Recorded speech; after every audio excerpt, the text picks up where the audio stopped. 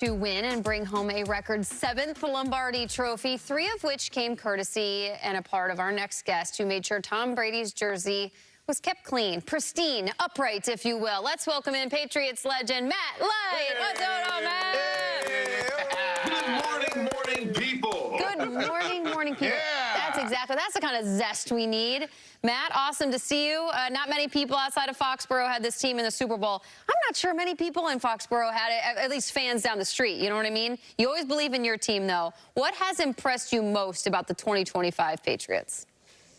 You know, I mean, a lot of things have impressed me, but I think one of the things that I take the most from this season is the fact that in a very short period of time, Mike Vrabel was able to not only get his coaching staff and, get with the media people and all the business side of the game, but also connect with each and every one of those players and figure out a way to get them to buy into a culture and a mindset that includes toughness. You were taught when you were there. Let's go back to when you were there. In your rookie year, the Patriots surprised everyone and beat the greatest show on turf for your first Super Bowl.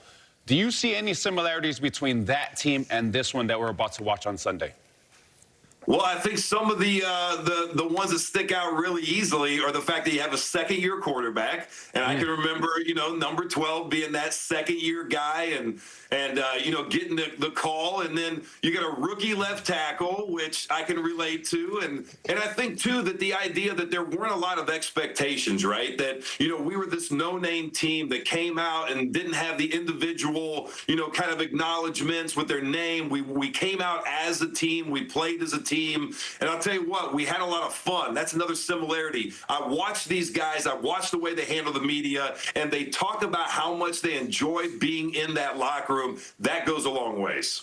Man, you play with Braves early in their career in terms of like the early dynasty years. We know who he is as a player. We know who he is as a coach, but how was he as a teammate?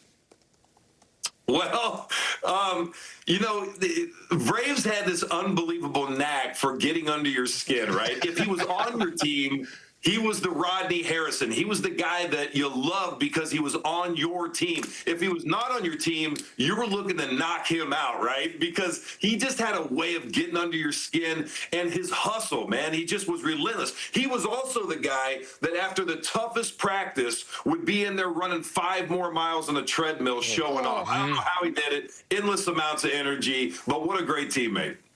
That's awesome. But you know what, Matt, I got to tell you, I know why you clicked with him. You have incredible energy right now. God bless you. This is a great thing that you could come on and have this kind of juice. We had a guest last week. I'm not going to mention who he is. I think he's still sleeping. Like, not everybody shows up like you. You are awesome, and I love that you have that. Use that energy. Answer this, Matt, because we're now, we're 6 days away from the game. And it just seems like everyone's like, yeah, Seahawks, they're better. They look better. They passed the eye test. Like, the overwhelming amount of picks for this game are Seattle. Why is that, and why might they be wrong? Well, I mean, I think it's maybe a sexier pick, right? I mean, I think you look at what's happened here in the postseason, and there are people that have a lot of question marks, and, they're talking about Drake Maye and maybe an injury, and, they got an offensive line that isn't, doing great, and all these other things that come into it. But here's what I love about this team.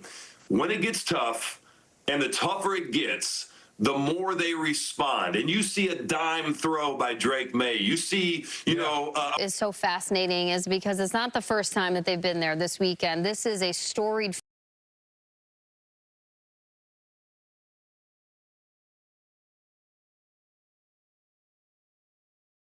franchise, specifically in the last 25 years. Matt, I'm supposed to ask you what you think about Bill Belichick not being voted into the Hall of Fame, but I'm going to make an educated guess as to what you would say about that. Instead, I'd like to ask you something more personal. What do you think Coach thinks about this report that's being said about him, the fact that he wasn't voted in, and have you reached out to him? Do you stay in touch? You know what? I haven't reached out to him. I think in moments like this where, there's so many emotions and there's so much history and there's so much that he, put into the game of football that, I'm sure that he just shakes his head and he says, okay, all right, whatever. I mean, eventually he's going to be there. To be honest with you, I got a guy that I played with in college, Mr. Drew Brees, who's a finalist, and you know, all the people that are going to be recognized, you know, for this unbelievable honor. Those are the people we should be talking about. And I know that, you know, things like this are going to grab headlines, but the reality is, you know, you look at the Hall of Fame and the impact that it sends, right? And what we're saying is these are the individuals who have had the biggest impact on the game of football individually, right? And it's so cool to recognize those folks. And I want to spend time talking about the Drew Breeses and all the rest of these amazing finalists for the body of work that they put forth during their unbelievable careers.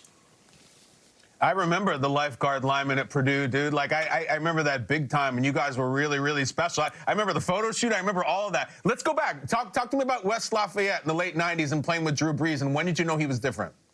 Man, I'll tell you, I love that question because he's one of the people, he's such a rare talent. I mean, look, you can be the worst left tackle in the history of football if your only two quarterbacks from high school are Drew Brees and Tom Brady, right? I mean, come on, let's face it. It's not that hard, right? But you know, Drew, I think people talk about it a lot. He was the guy that was literally dropping footballs into barrels that were 30, 40, 50 yards downfield. You know, his accuracy is legendary, but really as a person, you know, what he brings to the game is this ability to treat everybody with respect, you know, approach the game with humility and go out there and ball out. I mean, the guy was unbelievably a gamer, right? I mean, he just rose to every occasion. So I'm so excited for him and his family in this soon-to-be honor, and love that guy. But listen, that picture, what I want to say is the tagline I came up with was "A little protection goes a long way." I remember it, man. Matt, okay, so I got to echo everything you said about Drew. I played with him for 3 years. He's one of my really good friends. Hall of Famer on the field, a Hall of Famer off of it for a lot of the work that he did with his charity. You do a lot of great work through your charity, the Light Foundation. Tell us about the Stairway to Seven sweepstakes you're doing. Man, it's exciting. So, you know, everybody wants to go to this game, and it costs quite a bit to get in the stadium, but we put a package together where we're going to send a lucky winner to San Francisco, all expense paid trip, hotel, airfare, everything you could want, 2 tickets to the game, Guy Fieri's tailgate party before the game. We got the Patriots post party. I mean, this package is so cool. And the best part is, for as little as $10, you can win this trip. So all the money supports the Life Foundation. We serve about 7,500 kids annually through the Life Foundation Leadership Academy. We love it. We appreciate all the support. But go out to stairwayto7.org and get a chance. And I'll be calling the winner on Thursday and sending you to San Francisco. God, that sounds fantastic. It sounds like a recording into my phone, your voice, Matt. It's so electric and excited. I'm sure you're so proud of the work you've done.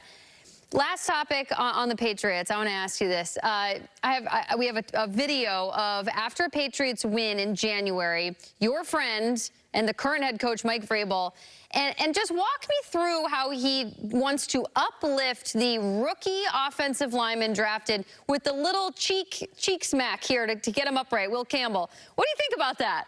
Yep.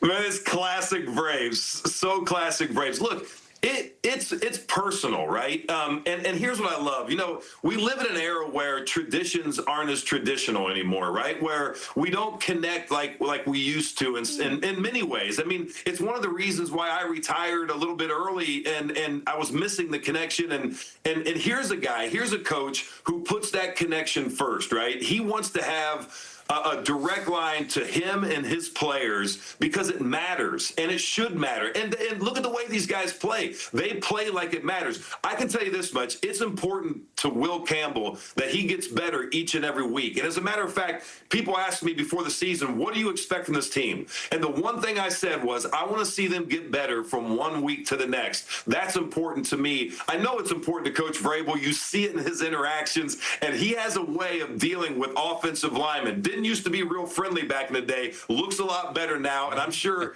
you know, that goes a long way for a guy like Will Campbell. Matt, I'm not the hiring manager here, but you should do more television. I know the West Coast is a little early, but there's a spot next to Kyle in New York that you can go hang out anytime on GMFB, all right? Yeah, face for radio. Thanks for trying to help me out. I'm feeling good about this. But a zest for Good Morning Football. Matt Light, everybody.